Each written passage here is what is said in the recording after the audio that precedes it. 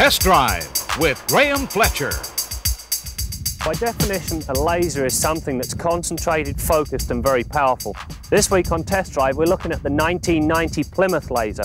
Now, I have a sneaking suspicion that with the 2-litre engine that's under the hood, this car will match that definition. The Plymouth Laser and sister car Eagle Talon are the initial products of Diamond Star Motors, a 50-50 joint venture company established by Chrysler and Mitsubishi. The Laser is motivated by a turbocharged 2-litre 16-valve twin-cam that produces 190 horsepower. This power is put to the pavement through a slick shift in 5-speed with a light progressive clutch. All in all, a well-balanced powertrain that is fun to drive. During our acceleration test, the car turned in times of just over 7 seconds, the only drawback being the amount of torque steer at wide open throttle. During the brake test, I found the 4-wheel disc setup too sensitive. It was difficult to modulate and the rear brakes had a tendency to lock up with anything more than moderate pedal pressure.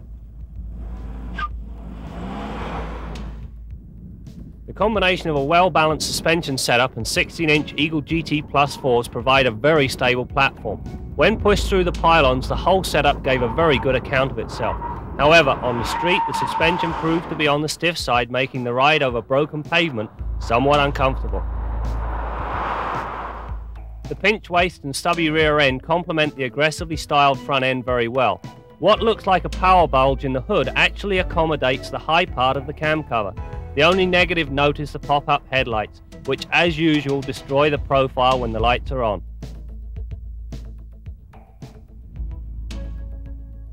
Like the other cars that fall into this class, the Laser is definitely a 2+2, because I'm only 5'10", and I'd have to have the tailgate up to sit upright.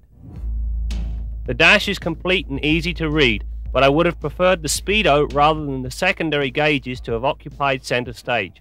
The driving position is comfortable and the front seats provide the much needed lateral support.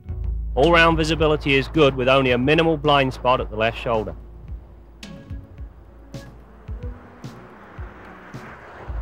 This week I don't so much have a peeve as a disappointment. It is that when you accelerate wide open throttle like now, the car pulls too much to the right. It's known as torque steer and I just found it a little too much for today's modern cars. Anyway, now to the scoreboard and see how I rated the rest of the 1990 Laser. With 190 horses under the hood, the Laser has plenty of head-snapping power. This translates into times of just over 7 seconds to reach the 100k mark. The suspension is very competent, giving the Laser's superior handling characteristics. Unfortunately, the stiff nature does compromise comfort a little. Although the brakes stopped the car in 104 feet, it took a tender foot to avoid lockup. The whole setup is too sensitive, especially when operated at the threshold.